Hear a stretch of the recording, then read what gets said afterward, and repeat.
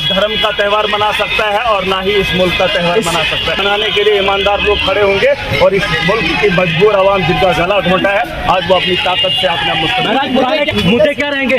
देखिए, पुराने नेताओं ने जो किया है वो दुनिया को पता है और जो हमने करना है वो दिल्ली के अंदर। पार्टी का वजूद हुआ है, हमारी सरकार 2 स्टेट के अंदर है, पता कर लीजिए उन्होंने क्या काम करा है और पूरे देश की जरूरत वही है। जम्मू कश्मीर की बारी है, आप भी वही करेंगे और उससे ज्यादा करेंगे।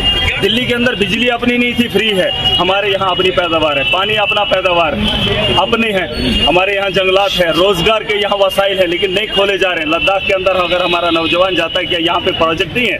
बिहार के लोग, यूपी के लोग हमारे प्रोजेक्ट सड़कें बनाने का काम करेंगे। हमारे बच्चे इंजीनियर नहीं है, हमारा बच्चा, हमारा मजदूर यहाँ का पत्थर नहीं तोड़ सकता है, लेकिन नाअहल लोग हैं, इन नाअहल लोगों को रोकेंगे और इस जम्मू कश्मीर को एक रोटी के नाम पे, एक चावल की प्लेट पे, ऐसे इन कुत्तों की तरह इनके साथ मत चले आना कि आपको फेंकते जाएंगे और आप इनके पीछे चलते जाएंगे।